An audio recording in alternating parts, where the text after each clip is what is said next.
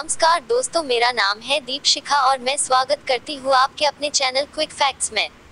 इस देश में हर 3 साल में कब्रों से निकाली जाती हैं लाशें, फिर उनके साथ मनाया जाता है यह फेस्टिवल।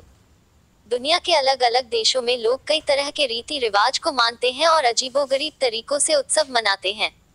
लेकिन आज हम आपको एक ऐसे त्योहार के बारे में बताएंगे जो लाशों के साथ मनाया जाता है।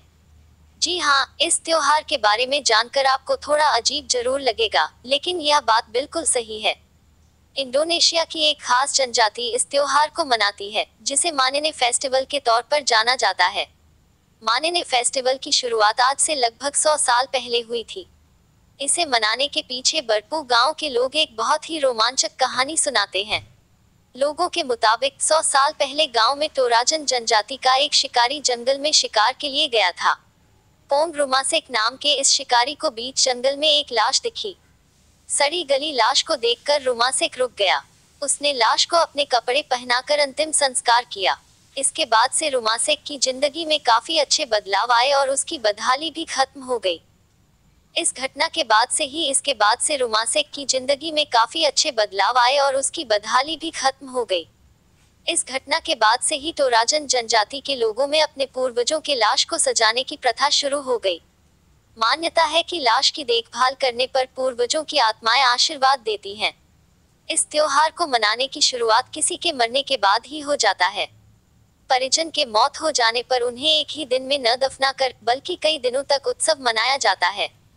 यह सब चीजें मृत व्यक्ति के खुशी के लिए की जाती हैं और उसे अगली यात्रा के लिए तैयार किया जाता है। इस यात्रा को पुया कहा जाता है। इस त्योहार के दौरान परिजन बैल और भैंसे जैसे जानवरों को मारते हैं और उनके सींगों से मृतक का घर सजाते हैं। मान्यता है कि जिसके घर पर जितनी सींगें लगी होंगी, अगली यात्रा में उसे उतना ही सम्मान मिलेगा।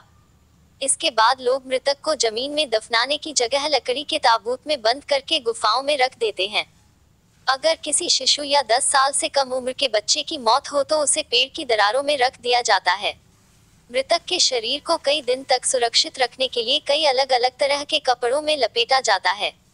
मृतक को कपड़े ही नहीं, फैशनेबल चीजें भी पहनाई जाती हैं। सजाने धजाने के बाद लोग मृतक को लकड़ी के ताबूत में बंद कर पहाड़ी गुफा में रख देते हैं। साथ में लकड़ी का एक पुतला रक्षा करने के लिए रखा जाता है, जिसे ताव ताव कहते हैं।